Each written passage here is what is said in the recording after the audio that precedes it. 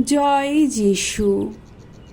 আজ 24শে জুন মাতা মণ্ডলীতে পালন করা হচ্ছে দীক্ষা গুরু সাধু যোহনের জন্মোৎসব।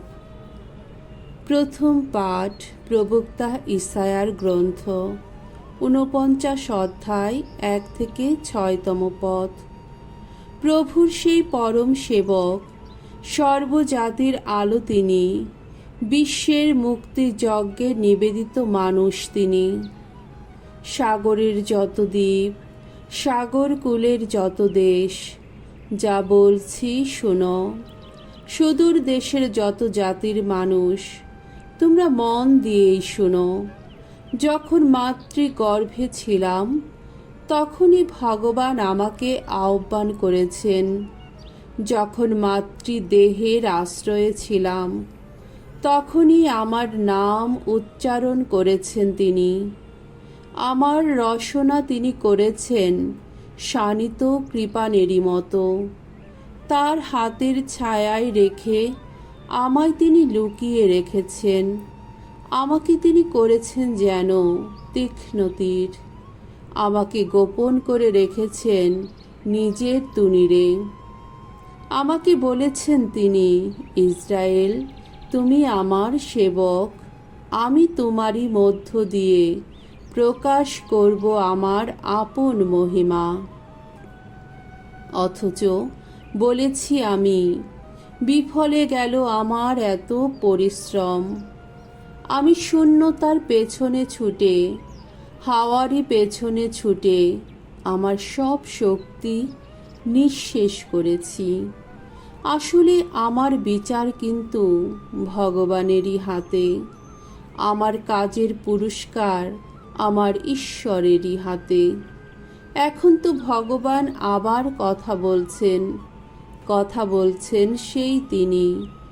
আমি যখন মাতৃগর্ভে ছিলাম, তখন থেকেই তিনি আমাকে গড়ে তুলেছেন, যাতে আমি তার সেবক হয়ে তার কাছে ফিরিয়ে আনতে পারি যাকব বংশের সকল মানুষকে।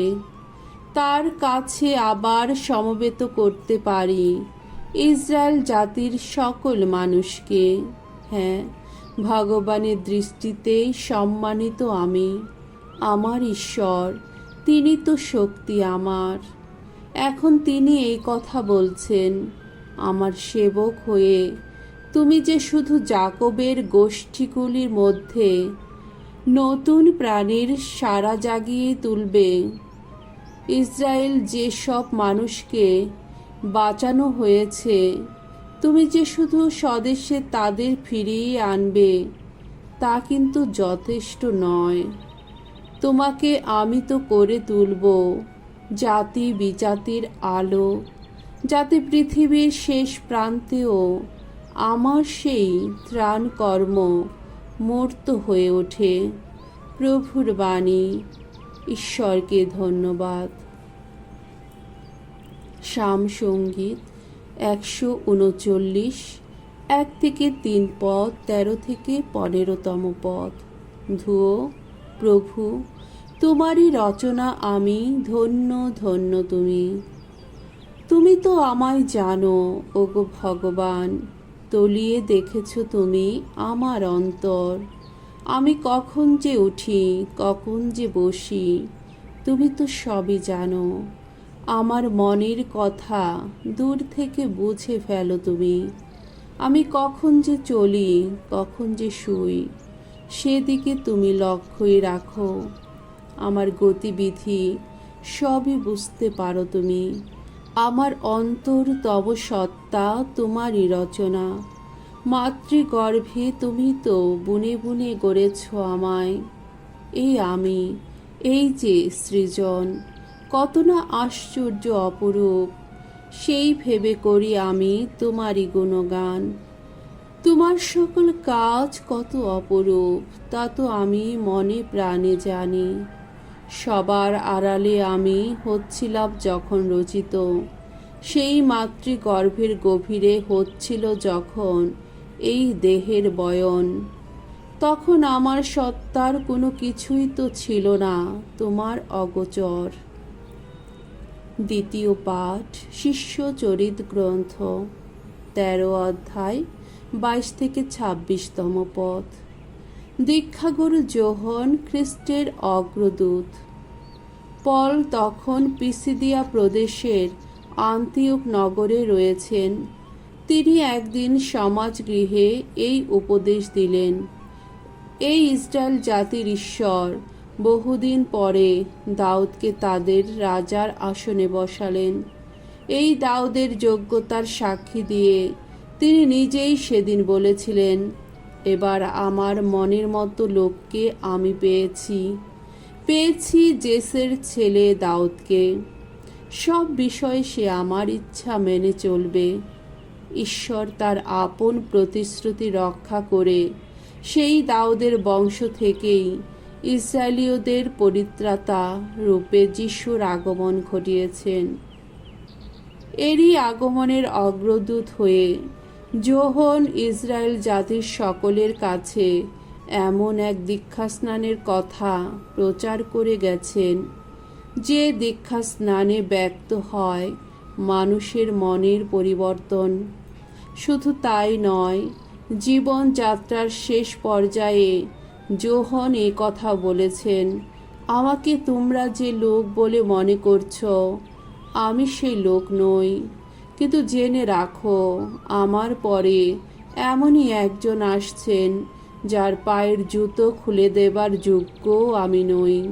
শুনুন ভাইরা, আব্রাহাম বংশের সন্তানেরা এবং উপস্থিত ঈশ্বর সম্ভ্রমী মানুষেরা, এই পরিত্রাণের বাণী আমাদের সকলেরই কাছে প্রেরিত হয়েছে। প্রভুর বাণী।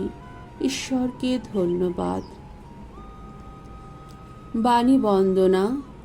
জয় জয় প্রভুর জয়। ওগো যোহন, পরাৎপরের প্রবক্তা ছিলে তুমি ছিলে প্রভুর অগ্রদূত। জয় জয় প্রভুর জয়। লূক রচিত মঙ্গল সমাচার 1 অধ্যায় 57 থেকে 66 পদ এবং 80তম পদ। দীক্ষা গুরু যোহনের জন্ম কাহিনী। প্রসবের সময় এলে এলিজাবেথ এক পুত্র সন্তানের জন্ম দিলেন।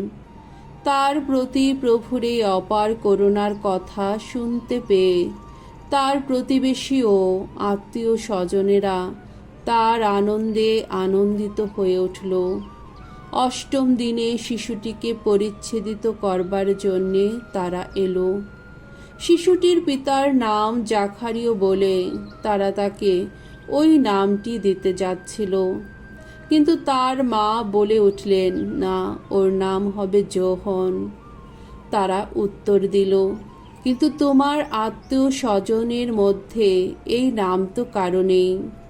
তখন তারা শিশুটির পিতাকে ইশারা করে জিজ্ঞেস করল যে তিনি কি নাম রাখতে চান।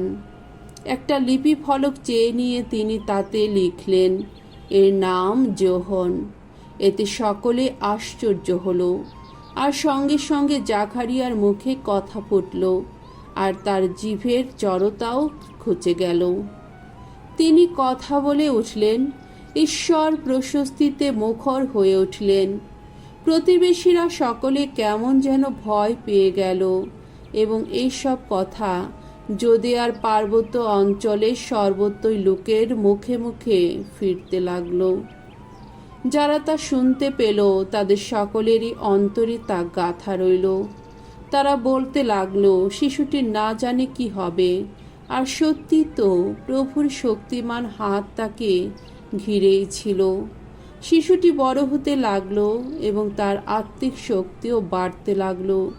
যতদিন না ইসরায়েল জাতির মানুষের কাছে তার প্রকৃত পরিচয় প্রকাশ পেয়েছিল, ততদিন সে মরুপ্রান্তরে দিন কাটিয়েছিল। প্রভুর মঙ্গলময় বাণী। খ্রিস্ট প্রভু তোমার প্রশংসা হোক।